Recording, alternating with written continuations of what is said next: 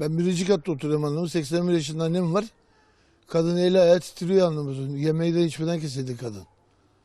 Hani başka ne diyeyim yani. Bir tane belediye başkanının dalgasına bu şeyi görüyoruz. Biz rezilliği korkmaz mı abla ya? Eşi bunlar anlamını pazar günü çalışamaz mı? Mesai yazılmaz mı? Yazılır.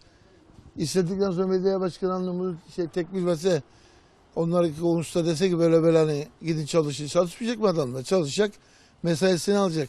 Neye pazar günü istirahat veriyor ki bu kadar millete eziyet yaptırıyor? Hadi yarın okullar açılacak. Ne olacak?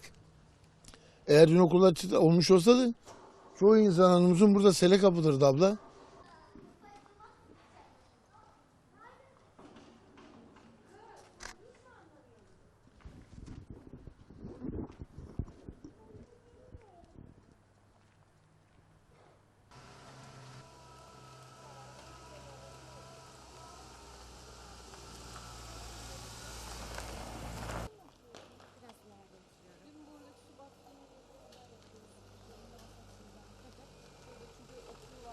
Ya korktuk, gerçekten korktuk çünkü çocuklarımız okula gidiyor en azından. Biz geçemedik. Arkadaşımla mahsur kaldım. Paçalarımı sıvadım. 3 tane çocuğum var. Çocuğumu tek tek karşıya geçirdim. Ayağımı incittim. Yani çok korktuk. Bayağı bir korktuk. İnsanlar geçemediler. Karşıdan karşıya kimse geçemedi. Yani korktuk, yani bayağı uzun bir sürede müdahale edilmedi. Çok su aktı. Yani yetkililerin daha çabuk erken müdahale etmelerini isteriz tabii ki de. Çünkü bayağı bir haberlerde de yani bayağı bir herkes aramış, duyuyoruz.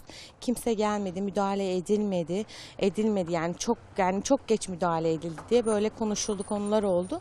Onun için bir daha olmazsa çok iyi olur en azından bizim için. Çünkü en azından alt katlarda oturanlar için çok önemli bir şey bu. Çünkü kadınlar nöbet tuttular. Resmen böyle evlerimizin önüne gelmesin, içeri su gelmesin, ellerinde küreklerle beklediler. Burada oturuyorduk zaten, biz arkadaşım orada oturuyor benim, ama gerçekten çok kötü.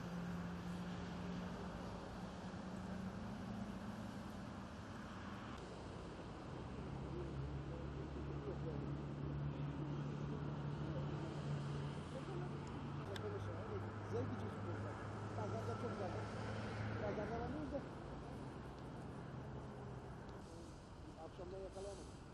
Sabahleyin geleceğim. Uyanamıyor. Hadi biz gidelim bakalım belki.